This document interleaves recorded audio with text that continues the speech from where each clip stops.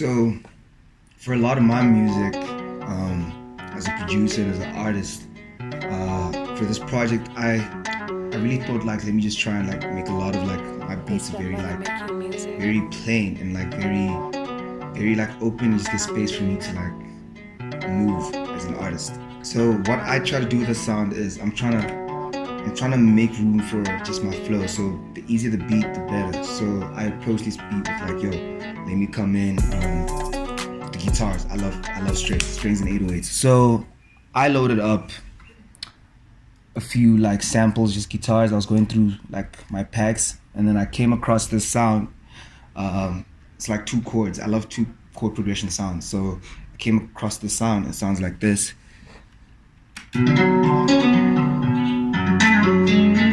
So that's all I heard.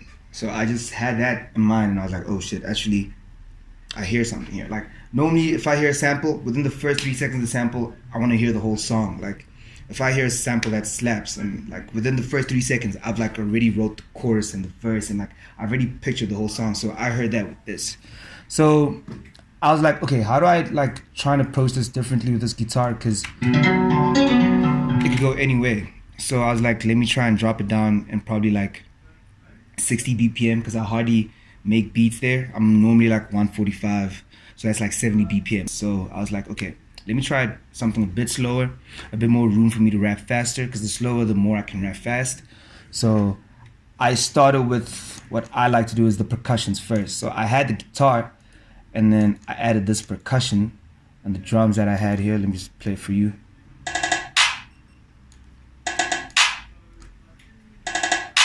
So just literally that sort of like gave me the groove. And then with that, I have hi-hats. So with this, I put like one of my favorite loops, my own hi-hat loop. And it just like came in the bounce. And I was like, all right, let me add a few more things, just for the bounce. So I added like, I think it was a crash, and then added more swing. So that, if you guys hear it, it's let me just mute it for you guys. It's this bounce right here. You see that? So like I like to have a rhythm and groove before I even put the kicks in, like before I even put my 808 in. Like I want my percussion and snares to like already groove just with the melody alone. Because normally like when I wrote the song, I just wrote it to the guitar. Like before I even had the beat, I wrote it just the guitar string, like okay, and then I made the beat. So I prefer it that way so I can flow easier. So after that, I like played it with the sample, and then in total I had this.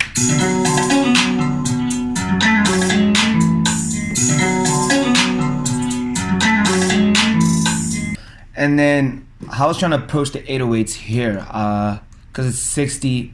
I could go either way. I could go with that heavy whoa, like, you know, we're out here, we're bouncing very like, you know, or I could go very just like basic kicks. So inspiration from my kicks here, I was like, if you listen to, I think it's Dreamville, what's it, Costa Rica, I think, the feel and the bounce in that song. So I approached it similar to that, but like added a few more kicks here and there.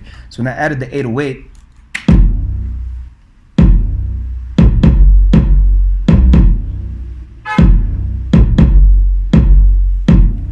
a few off kicks in here, but it just makes a lot of sense. So when I added that with everything else, this is what I had.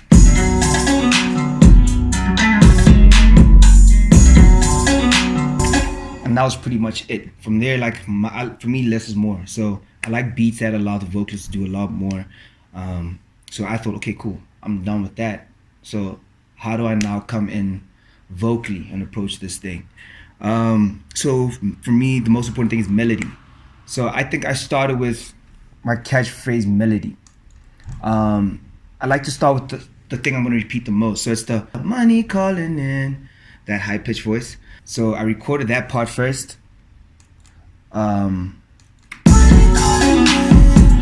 recorded that first. Because I was like, that's what the people are going to keep repeating. That's my repetition. From there, I was like, okay, let me find the rest of the flow of the song. Hence, I started with the chorus. So melody, like I said, I think I just had the and then the words came later. So with me, the inspiration behind this song is just like, yo, I'm coming out from nothing, and I'm not trying to go back to the mud, and I can never go back to the mud, you know. I ain't going back. Like, I ain't never going back to the mud. So it's like I try to like say a story, but at the same time swag it out. So the bounce that I came up with it was, play for you guys. I ain't going back. I gotta stay on go. I ain't talking no cap. Gotta stay on my toes. And I just had that with the guitar the whole time. So that like literally just gave me, alright, cool. This is the direction of the song. Melodically, I'm gonna climb up and down the scale, I'm gonna abuse this. And so with just the guitar, I ain't going back. I gotta stay on go. Ain't talking no cap.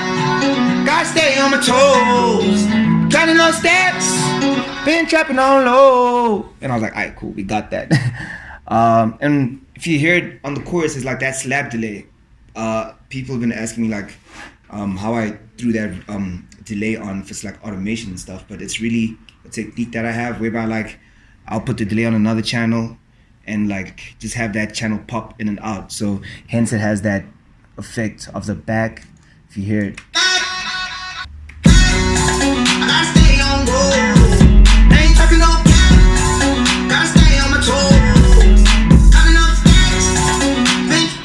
A lot of my influence for that is like Mike Dean. If you listen to like Travis, Mike Dean, yeah, and his team. Let me say Travis's whole team. Let me just give credit to Mike Dean, but like the whole Travis sound is just crazy. And then I came with the verse after that, and pretty much my verse I was just free flowing from there. It's like just different melodies. Normally how I approach it is I don't want to sit and ride to the beat, so I'll normally like flow out the whole thing, just get different flows, and then within the flows I start putting words to it. And yeah, I think with that then I was literally done with the song. It took me about probably like an hour to record everything and like 30 minutes to make the rest of the beat, because like I started with just the guitar and the vocals, you know, and that shit slaps, you know. And from like a mixing point of view, I think with the vocals, all I did, I like very natural, just raw. I like the sound not as, I don't usually hear like I put a lot of effects on it. If I just play you without the reverb, I gotta stay on go. You know, like take off the auto tune. I gotta stay on go. So I really love the raw texture of it, and then of course like reverb and stuff just like give it space. So with my mixes on this project, that's how I approached it. Hence I didn't even do a lot of like backups and harmonies and ad-libs, just because I want you to hear me. With the outro I was like, okay, cool, I have all this trap stuff going on, but how do I now like show these people that look, as a producer I don't just make beats, I literally know how to produce. Like I know how to bring in sessionists, I'll bring in this guy, tell him play this, bring in these strings. I know my theory too, so it's like, alright, cool. So a friend of mine, Vic, he's amazing with the guitar. I called him in, and he has somewhere in the, we have a pedal down there that he connects it to, and the pedal just it has its own guitar effects and stuff that you can't really get with like software stuff. So he played this guitar.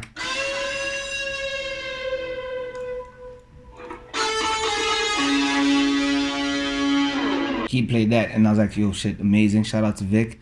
So to compliment him, I wanted strings. Like I said, no sample, I played it in myself.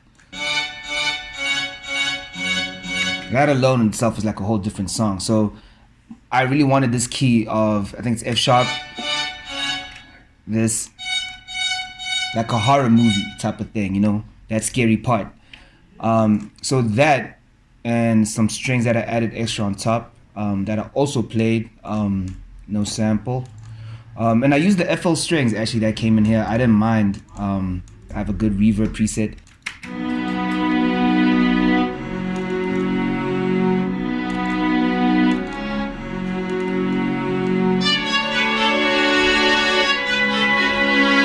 And then I added like at the end of the strings, I added like just like a small automation clip here, just like swing it in like a live orchestra would, you know. I don't know if you guys can hear it, but like this actually one of my favorite parts that subconsciously people don't hear it, but it's happening in the beat. Sounds like this.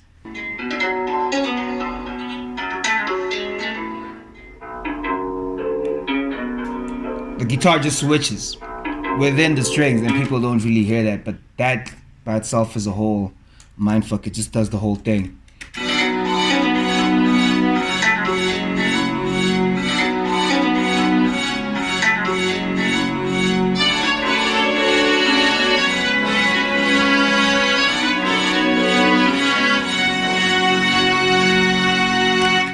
And yeah, that's how I made money calling.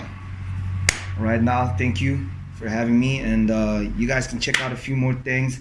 I'll be uploading a few more beat sessions that I made, but for now, yo, the boy slept on, coming soon. Get ready. Shout out.